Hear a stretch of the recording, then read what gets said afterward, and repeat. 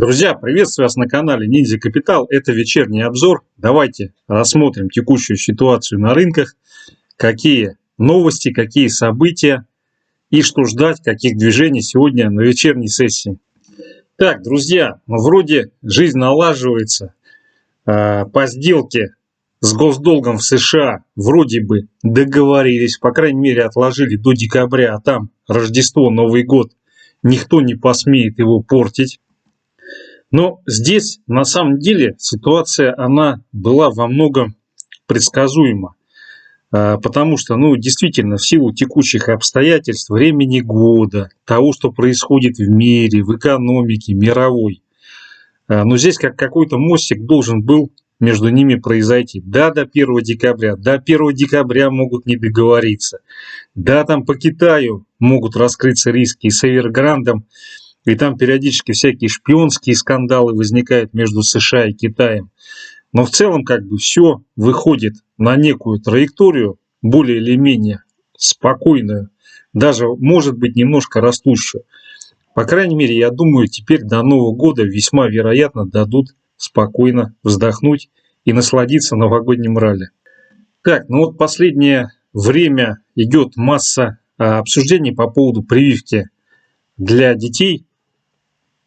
Конечно, эта вещь, с моей точки зрения, весьма спорная, потому что все эти вакцины, они не прошли необходимых процедур испытаний. Как обычно лекарство делается, там же есть многолетний период испытаний.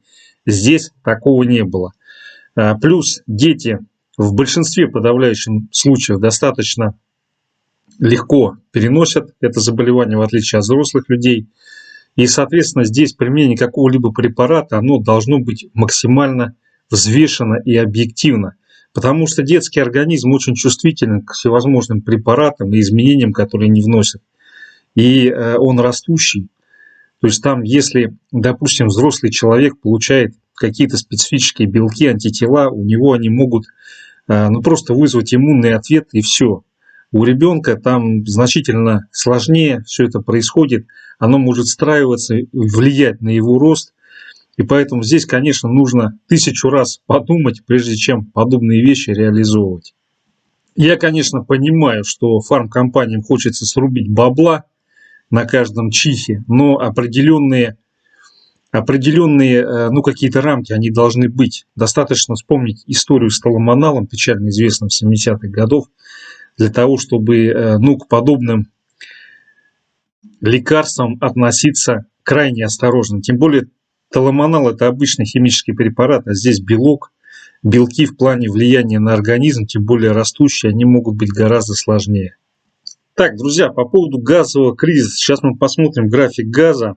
Говорить о том, что он разрешился, я думаю, преждевременно. Сегодня, вы помните, какой день, поэтому сегодня, я так подозреваю, была масса событий, связанных с этим днем. И слова по поводу того, что вакцина от газового кризиса, а также движение в рубль-доллар, вполне могли быть привязаны к той дате, которая сегодня. Так, друзья, в общем-то, газ, дневной таймфрейм. Смотрите, да, здесь есть, в принципе, основания для того, чтобы откат и снижение продолжилось. Но текущая формация, то, что здесь произошло, оно указывает на то, что, возможно, движение вниз выдохлось. Как ни крути, но одномоментно спрос и предложение, они в соответствие не приходят. Да, за счет маржинальности, за счет принесенных в жертву американских спекулянтов, которые шортили газ, как мы с вами неоднократно видели на позициях SOTS FTC, здесь развился этот бурный рост. То есть спекулянты, они просто действуют как катализатор, ускоряющий процесс, когда есть нестыковка спроса и предложения. Но с моей точки зрения, эта нестыковка, она не прошла. Соответственно, удержание ключевого уровня локально этого, оно позволит газу стабилизироваться и продолжить рост. И есть глобальный уровень, это 5. Если 5 будет пробито, тогда да, ахтунг, и идем вниз. Но пока что здесь, да, есть определенные попытки консолидироваться, но с учетом того, насколько был бурный рост, это вполне естественно. А что касается предложения России решить проблему Европы с газом. Смотрите, здесь же газ это не такой продукт, что он взял и появился. Его нужно добыть, его нужно доставить. Да, он есть определенные запасы в хранилищах, но эти запасы, они тоже, во-первых, они расписаны, во-вторых, они должны всегда быть для того, чтобы минимизировать риски, связанными с поставками. И поэтому здесь, с одной стороны, развязка более или менее какая-то по кризису, она приблизилась, но ведь здесь надо четко понимать, что та ситуация, которая возникла, она связана с тем, что, во-первых, стали меньше добывать в мире, во-вторых, отказались от угля, начали отказываться. Соответственно, эти вопросы, которые связаны с возникновением дисбаланса, они не разрешены. Поэтому я думаю, все-таки здесь высока вероятность того, что он консолидируется и пойдет выше. Я не маг, не провидец, он может и пробить уровень 5.35, а потом 5 и уйти вниз. Но как-то, мне кажется, все диспропорции, дисбалансы, они до сих пор не покрыты. И поэтому наиболее вероятный сценарий, я думаю, это консолидация, либо длительная консолидация, либо отсюда продолжение роста. По закону жанра, раз начали так надувать пузырь, должны быть перебиты уровни 2008 года, прежде чем там разразится великий гром небесный. Так, друзья, ну вот масса вопросов по пику. Беру дневной таймфрейм, да, здесь по пику вполне возможно будет отскок на вот эту оранжевую линию 1450. Потому что здесь все, в общем-то, процессы, которые указывают на разворот и отскок, они произошли. Но с другой стороны, учитывая вот этот бурный рост, мне кажется, очень рискованно делать ставку исходя из соотношения возможная прибыль и риск. Здесь оно не оптимальное, я думаю. Так, друзья, далее Яндекс, российский ремейк Гугла, так называемый. Ну, смотрите, здесь ситуация очень нехитрая. Он пришел на достаточно сильный вот этот вот наторгованный уровень. Соответственно, здесь он после консолидации пару деньков пойдет опять тестировать вот эти исторические хаи. Да, есть вероятность того, что в результате отката сегодня или завтра будет пробитие 5600, и тогда он уходит вот сюда вот искать здесь поддержку. Но сейчас, судя по тому, как произошло это движение, весьма вероятно здесь будет консолидация и потом пойдет попытка потестить или переписать вот этот максимум. Так, друзья, далее RGBI, российский индекс государственных облигаций. Ну, смотрите, здесь прям удар был в ранее обозначенный уровень 140,5. Удар был вчера, сегодня было отбитие и движение наверх. Поле Европа смягчилась в связи с тем, что ей обещали газу, и, возможно, какие-то санкции либо не будет вводить, либо будет вводить более мягко, может быть, даже что-то снимет. Но определенные изменения здесь произошли, по крайней мере, изменения локального свойства, которые в ближайшее время будут благоприятно влиять на курс рубля. Опять же, может быть, сегодня с учетом даты и дня рождения решили сделать такой подарок, укрепить курс облигаций и курс рубля. Так, друзья, далее ВИКС. Но смотрите, здесь пока все развивается по достаточно благоприятному сценарию. Еще бы, если бы был пробой 18,5, то вообще как бы можно было бы на какое-то время расслабиться. Соответственно, уход из вот этой наторгованной зоны означает, что на текущий момент и весьма вероятно на следующую неделю, ну, здесь уже до 1 декабря, скорее всего, если Китай тяжело не выйдет с праздников, то мы получим дальнейшее снижение ВИКС и полнофункциональное рождественское или новогоднее ралли. Так, друзья, S&P 500. Здесь идет движение, ну, консолидировались, силами набрались, пошли наверх.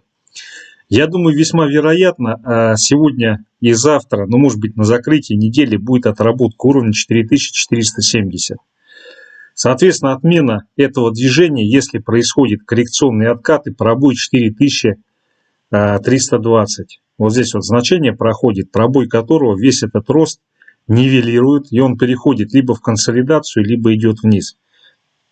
С учетом того, что по госдолгу достигнута договоренность, я думаю, более вероятно отработка первой цели, а дальше посмотрим, будет, не будет переписывание хая. Но если идет дело к ралли, то непременно будет и переписывание вот этого хая.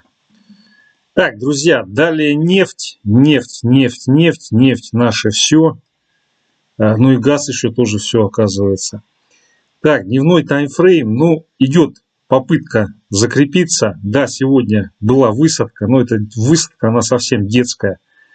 С учетом вот этого движения, то, что четверг, то, что сразу выкупили, ну, здесь как бы можно за нефть пока быть спокойным, я так думаю.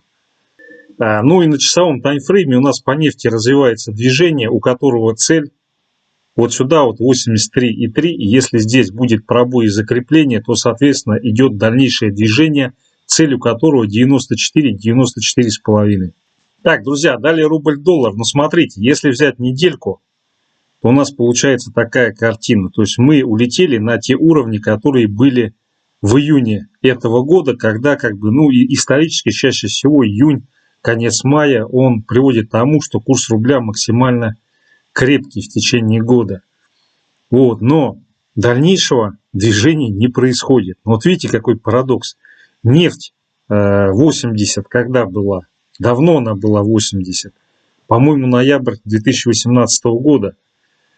И тем не менее, и платежный баланс, он вообще в космос улетел. Такого платежного баланса не было ни у России, ни у Советского Союза, по-моему, даже.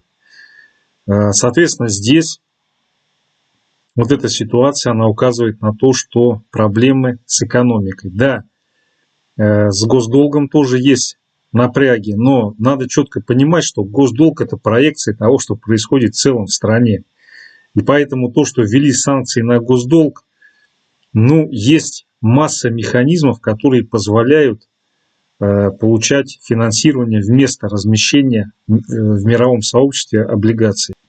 Там проблема заключается еще в другом, что эти облигации, они активно используются в различных финансовых операциях, и, соответственно, если их покупка запрещена, это создает определенные сложности с использованием их для финансовой деятельности страны. Но смотрите, состояние экономики на самом деле в части производства прибавочной стоимости НИАЙС, смертность от ковида вообще там в космосе. И поэтому здесь, я думаю, ну, у рубля потенциал укрепления, он достаточно ограничен. Ну, вот сегодня мы сходили на 71,7. Это хорошо. Вопрос только в том, как это движение продолжится завтра или как будет закрытие недели. Если неделю закрываем с пробоем 71,5, то весьма вероятно при сохранении позитива по нефти и газу на следующей неделе мы можем увидеть даже 69-68,5. Но если вот этого пробоя не будет завтра, то здесь весьма вероятно мы увидим после консолидации отскок вот сюда вот в район 73. Так, друзья, далее часовой таймфрейм. Давайте посмотрим. Рубль-доллар. Ну, смотрите, сейчас действительно вот стопы собрали.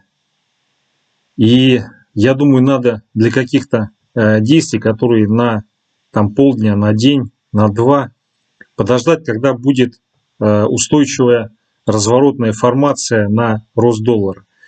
Ну, конечно, напрашивается здесь открыть короткую позицию доллару, сделать ставку на рубль.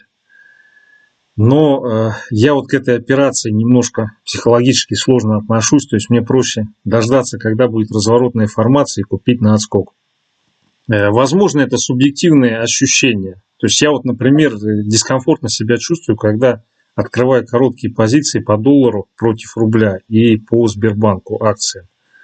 Ну да, там были случаи, когда крепко выносило, но я вот такие шорты не открываю.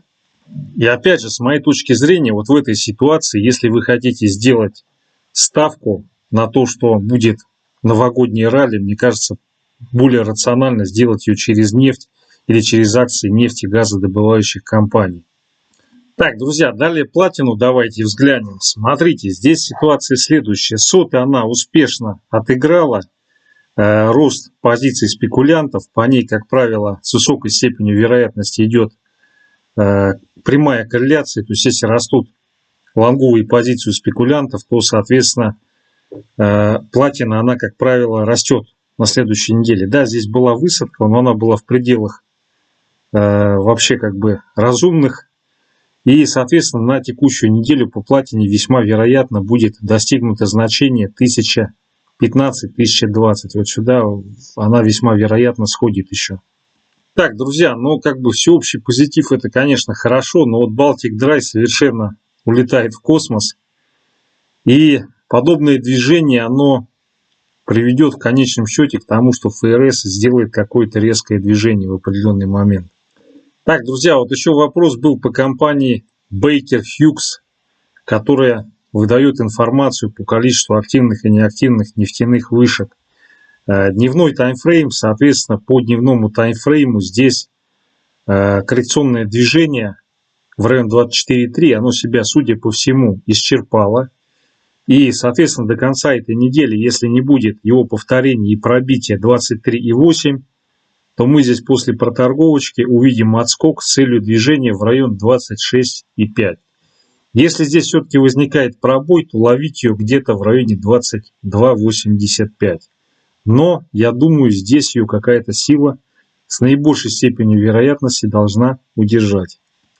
Так, далее вопрос был по Модерне. Вот по Модерне ситуация интересная. Мерк всех спугнул, и, соответственно, все начали выходить из американских производителей вакцин, ну и мировых производителей вакцин.